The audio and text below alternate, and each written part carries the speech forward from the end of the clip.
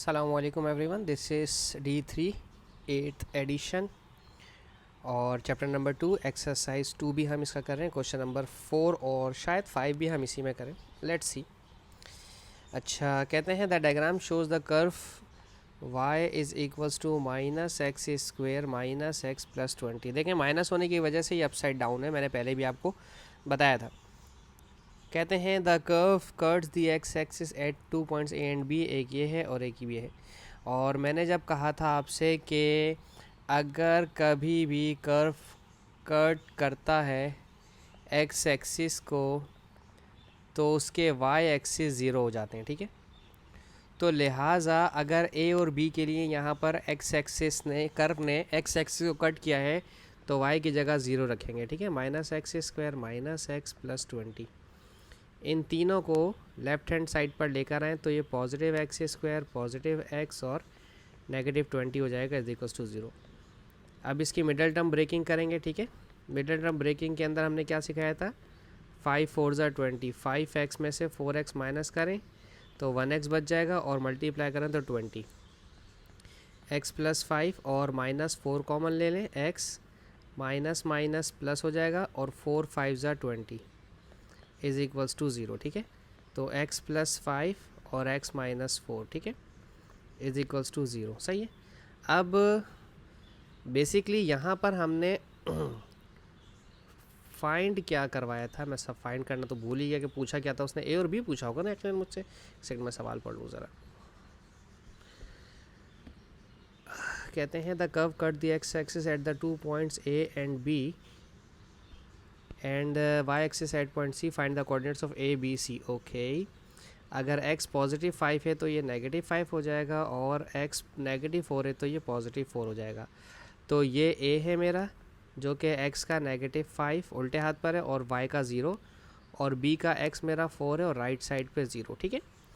अब उन्होंने कहा है c कर्व अगर कभी भी y एक्सिस पे कट करेगा तो उसका x एक्सिस 0 माना जाएगा, ठीक है।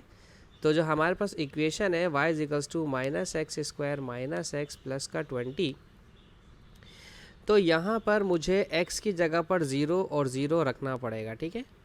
तो y इज इक्वल्स टू 20, तो c जो है मेरा उसका x कोऑर्डिनेट 0 और y कोऑर्डिनेट मेरा 20 आ गया, ठीक है। दैट्स इट, बहुत ईजी था, छोटा सा था। आगे कहते हैं the point D 3H lies on the curve, find the values of h। Okay, बहुत आसान है, बहुत ज़्यादा आसान है, कुछ भी नहीं है, कोई मुश्किल नहीं है इसके अंदर। मैं इसको इधर नीचे लिख देता हूँ। कर्व है मेरा y is equals to minus x square minus x और प्लस का 20, ठीक है। और d कोऑर्डिनेट दिए हुए हैं, एक दिया हुआ है d कोऑर्डिनेट 3 और h, यानी कि x 3 और y h। तो y की जगह h और x की जगह 3 का होल स्क्वायर माइनस 3 प्लस का 20, ठीक है। माइनस 3 का स्क्वायर 9 माइनस 3 प्लस 20, तो माइनस 12 प्लस 20, तो h is equals to positive 8। बस h का आंसर पॉजिटिव 8 आ गया, ख़त्म बात, यही था छोटा सा, ठीक है। इसका स्क्रीनशॉट ले लें। अब मैं इसका क्वेश्चन नंबर 5 करवाने वाला हूँ आपको, ठीक है।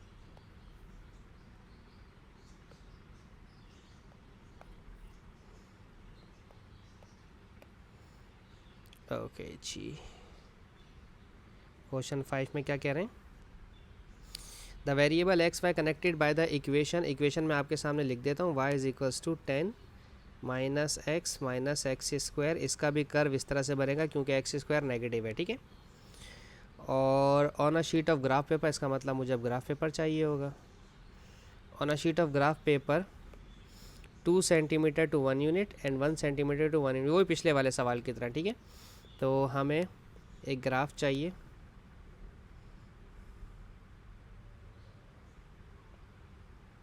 मैं चाह रहा हूँ टेबल मेरी नज़रों के सामने रहे, और मेरे पास 10 पॉजिटिव का है, यानी कि ऊपर की तरफ ज़्यादा वैल्यूज़ हैं। तो मैं ग्राफ अपना इस तरह से बनाऊंगा, ठीक है। 2 सेंटीमीटर छोड़ के 1 2 3 और 4, और 2 सेंटीमीटर छोड़ के -1 -2 -3 और -4 -5, और 1 सेंटीमीटर छोड़ के 1 यूनिट एक्स एक्सिस का y एक्सिस पर 1 2 3 4 5 6 7 8 9 और 10, ठीक है, और -1, -2 और -3। अच्छा, पहला पॉइंट हमारे पास ये रहा, -4 का मतलब क्या है, लेफ़्ट हैंड साइड पर, और -2 का मतलब डाउनवर्ड। -4 पर -2 ये रहा, ठीक है। फिर लेफ़्ट हैंड पर -3 और अपवर्ड 4, -3 पर +4 आपका यहाँ है। फिर है -2 का +8, ये रहा -2 का +8, ये रहा -2 और ये रहा +8। तो -2 और +8 ये सामने आएगा, मैं इसको इधर ले जाता हूँ, ठीक है। -2 का +8 आ जाएगा यहाँ पर, सही है। इसके बाद है मेरे पास -1 का +10, -1 का +10 आएगा यहाँ पर। देन इसके बाद है, मैं इसको इधर ले आता हूँ क्योंकि अब मुझे इसकी ज़रूरत इस तरफ है। अच्छा जी, फिर है 0 का 10, x का 0, y का 10 यहाँ पर है। इसका मतलब ये एक पॉइंट ये यहाँ पर भी जाएगा हमारे पास, ठीक है। ये गिवन नहीं है, ये गिवन नहीं है, मैंने अपने पास से खुद लगाया। फिर 1 का 8, ठीक है, फिर 2 का 4, फिर 3 का -2, ठीक है। ये मैंने ऊपर इसलिए ख़ुद भी लगाया क्योंकि मुझे पता है कि अगर मैं कर्व अपना ऊपर, यहाँ से तो कर्व देखें, यहाँ से यूँ तो कभी भी नहीं जाता, ठीक है, यहाँ से थोड़ा सा इसने ऊपर आना ही था, तो लिहाजा मैंने ख़ुद से अपने पास से एक पॉइंट ऊपर लगा दिया। और अगर आप चाहो ना तो मालूम कर भी सकते हो कि ये कर्व ऊपर से ही जाएगा। जैसे कि ये इसने दिया हुआ है x का 0.5, x का -0.5 रख के देखिए, आपका आंसर 11 आएगा, सही है। रख के बताऊँ? अच्छा देखो, x = 10 -0.5 -0.5 का होल स्क्वायर, ठीक है। तो 10 -0.5 और 0.5 का होल स्क्वायर तो 0.25, ठीक है। तो 10 -0.5 और 0.25 -0.75, ठीक है। और 0.75 को माइनस किया तो ये बन जाएगा 9.25, ठीक है। तो देखो मैंने पूरा एग्जैक्टली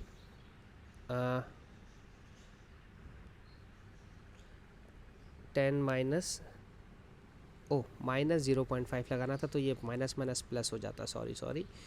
तो फिर ये हो जाएगा हमारे पास 10.5 में से -0.25, तो फिर ये हो जाता 10.25, ठीक है। तो 10.25 यानी कि थोड़ा सा 11 नहीं होगा, इसका मतलब ये 10 से नीचे होगा, सही है। बहरहाल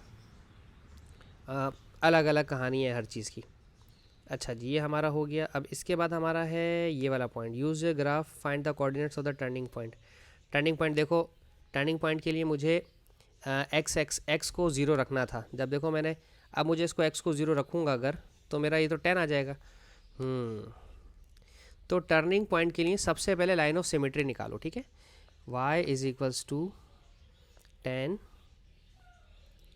-x इन्हें अरेंज करो। y = -x² -x प्लस का 10, ठीक है। ये a है, ये b है और ये c है, ठीक है। तो y = -b/2a, ये टर्निंग पॉइंट के लिए लाइन ऑफ सिमेट्री निकालो। जो लाइन ऑफ सिमेट्री होगा वही मेरा टर्निंग पॉइंट भी हो जाएगा, ठीक है। -1/2 -1 1 और 2 1 ज़ा 2, तो माइनस का 0.5, ये मेरा लाइन ऑफ सिमेट्री माइनस का 0.5, ठीक है। ये मेरा यहाँ पर आ गया लाइन ऑफ सिमेट्री, जो अभी तक हमें पता भी था कि -0.5 से गुजर रही है लाइन हमारी, ठीक है। अच्छा, अब -0.5, तो मैंने वहाँ पे -0.5 रखा था।